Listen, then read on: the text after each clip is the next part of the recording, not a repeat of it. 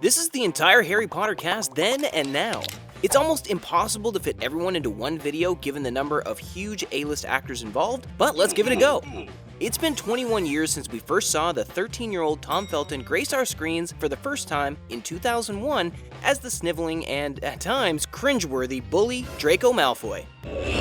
Best known for his emphatic delivery of Potter, Potter, Potter, Potter, Potter, Potter. While nothing really came close to the level of fame he achieved in his 8-film run in the franchise, he did feature in films later such as Rise of the Planet of the Apes and TV show The Flash. Draco Malfoy's father, Lucius, was introduced in Chamber of Secrets and was played by Jason Isaacs, who had already reached notoriety for his roles in Armageddon, The Patriot, and Black Hawk Down.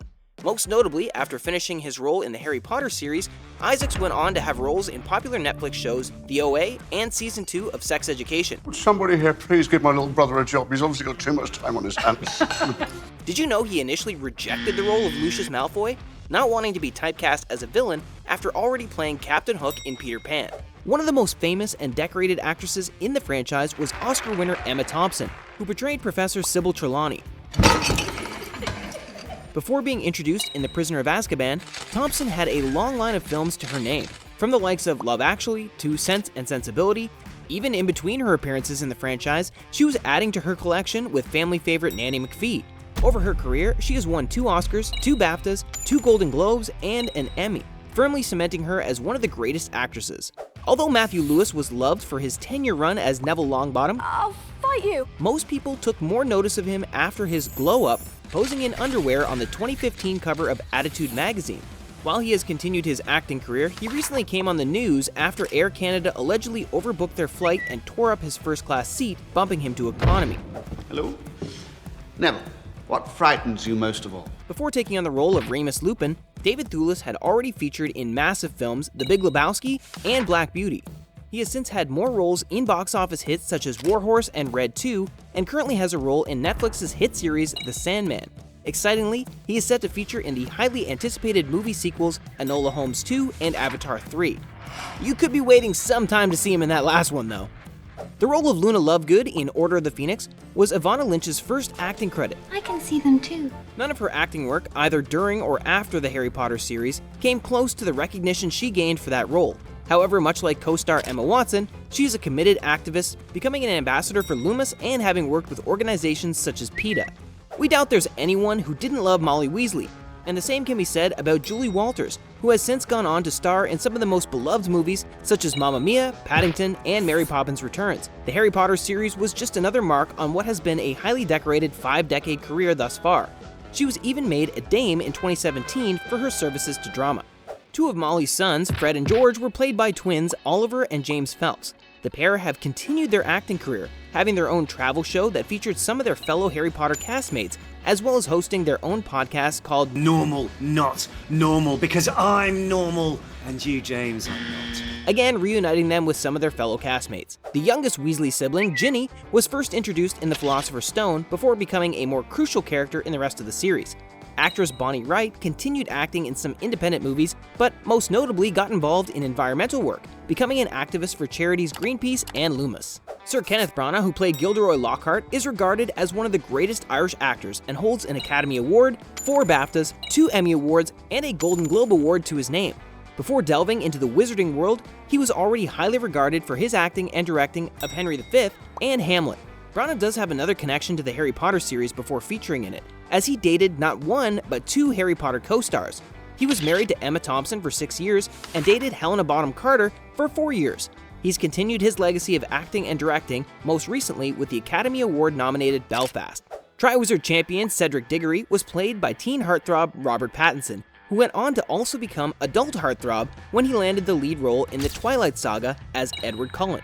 Although Goblet of Fire was one of his first acting credits and no doubt helped his career, it would be the fame of the Twilight franchise that made him a household name, and he's only continued to act to the highest standard with performances in movies such as Tenet, and of course most recently, The Batman. Despite only appearing in 2 Harry Potter films, Dobby was a huge part of the franchise and loved by the whole fanbase. Dobby the house elf. Harry Potter wasn't the only huge franchise that the voice actor of Dobby, Toby Jones, featured in.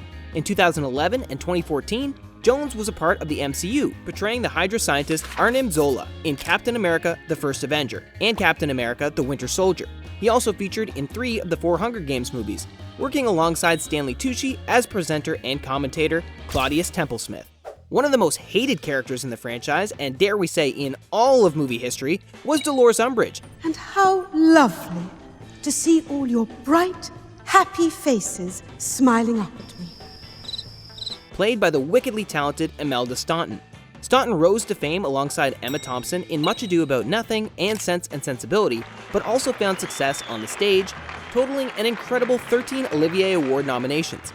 She has continued adding to her impressive acting career despite how hated her character was in the wizarding world, and her most anticipated upcoming role is as Queen Elizabeth II in the beloved Netflix series The Crown. Prisoner of Azkaban and godfather to Harry Potter Sirius Black was played by one of the finest English actors, Oscar winner Gary Oldman. He had already made a name for himself with his work in Bram Stoker's Dracula and Leon, the Professional. But it was during his role as Sirius Black that Oldman continued his hit movie legacy as James Gordon in Christopher Nolan's Batman Begins, The Dark Knight, and The Dark Knight Rises. Over his career, Oldman has not only amassed an impressive list of awards and nominations, but his films have grossed over $11 billion worldwide, making him one of the highest-grossing actors of all time. Before her first appearance as the Dark Witch Bellatrix Lestrange in Order of the Phoenix, Helena Bonham Carter was well known for her roles in cult classic Fight Club. Her fame only heightened with her role in the Harry Potter franchise and performances in hit films such as Les Miserables, Ocean's 8, and even a huge TV role as Princess Margaret on Netflix's The Crown.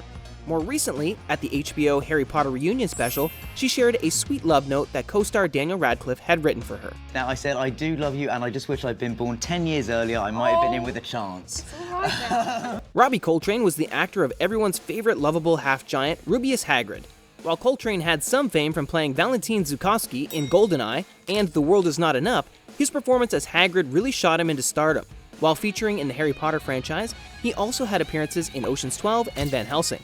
Headmaster of Hogwarts Albus Dumbledore was played by 2 different actors for a tragic reason. In The Sorcerer's Stone and The Chamber of Secrets, Dumbledore was played by Richard Harris, who was well known for his roles in Camelot and Gladiator. In 2002, shortly before the release of Chamber of Secrets, Harris sadly died of Hodgkin's disease. He was succeeded by Michael Gambon for the remainder of the franchise, and Gambon has since gone on to feature in more hit films such as Victoria and Abdul and Kingsman: The Golden Circle. One of the most respected and famous actresses, Maggie Smith, who played Professor Minerva McGonagall, when something happens, it is always you 3. is one of the very few artists that have achieved the triple crown of acting. This means she has won 2 Oscars, a Tony Award, and 4 Emmy Awards. If that wasn't enough, she's also won 5 BAFTAs, 3 Golden Globes, and 5 SAG Awards, truly making her one of the most prolific actresses. She's mostly known and loved for her roles in Sister Act, The Best Exotic Marigold Hotel, and Downton Abbey. One of the greatest movie villains in history, Lord Voldemort, was played by an equally great actor, Ralph Fiennes, who was almost unrecognizable in the role. You'll mostly recognize him for his earlier work in Schindler's List and Made in Manhattan, but more recently he joined the Bond franchise as M in Skyfall, reprising the role in the following films Spectre and No Time to Die. Ronald Weasley! The Sorcerer's Stone was actually Rupert's first acting credit, and nothing has since come close to the level of fame he reached after starring in the franchise, but he has starred in the Apple TV Plus series Servant since 2019. He also recently had a child with his longtime partner and fellow actress Georgia Groom, and upon posting a photo of himself with his newborn daughter when joining Instagram, he broke the Guinness World Record title for the fastest time to reach 1 million followers on the platform. One of the fan favorites, both character and actor alike, was the misunderstood Professor Severus Snape, played by the legend Alan Rickman, who tragically passed away in January of 2016 due to pancreatic cancer. He rose to fame as Hans Gruber in Die Hard and continued his acting legacy with movies such as Love Actually, Sweeney Todd, The Demon Barber of Fleet Street, and Alice in Wonderland. The last 2 movies were also alongside his Harry Potter co-star Helena Bonham Carter. Alan Rickman wasn't the only cast member who unfortunately passed away. Helen McCrory, who portrayed Bellatrix's sister, Narcissa Malfoy, passed away just last year after losing her battle to breast cancer. While she was loved for many roles, most notably after Harry Potter, her performance as Polly Gray in hit show Peaky Blinders brought her an entire new wave of love from fans. Of course, Hermione was brought to life by the incredibly talented Emma Watson, who continued making a name for herself outside of the Harry Potter franchise. She's had roles in popular films such as The Perks of Being a Wallflower, a hilarious role as herself in This Is the End, and most recently a role in the star-studded cast of Greta Gerwig's Little Women. While Watson is most known for her acting and work in the fashion industry, she has also made a huge name for herself as an outspoken feminist and activist. In 2014, she was appointed a UN Women Goodwill Ambassador and has since made several visits to countries presenting speeches on women's rights and politics. She even made a generous £1 million donation to Time's Up UK in 2018, firmly cementing her dedication to women's rights. And last but absolutely by no means least, Harry Potter himself, Daniel Radcliffe. I'm Harry Potter. It's hard for actors to continue a career when they're so recognizable for one incredibly iconic role, but Daniel has managed to continue acting to a high standard in a variety of genres over the years after the end of the Wizarding franchise. He had his hand in horror with The Woman in Black, dove into action in Now You See Me 2, and showed off his comedic chops in What If and The Lost City. Daniel is also starring in the highly anticipated biographical film Weird: The Al Yankovic Story, portraying none other than the man himself, Weird Al Yankovic. You made it to the end! Comment below if I missed anyone. This is my first video on this channel, so if you did enjoy it, subscribe to show your support. My next video will be on screen now for you to watch.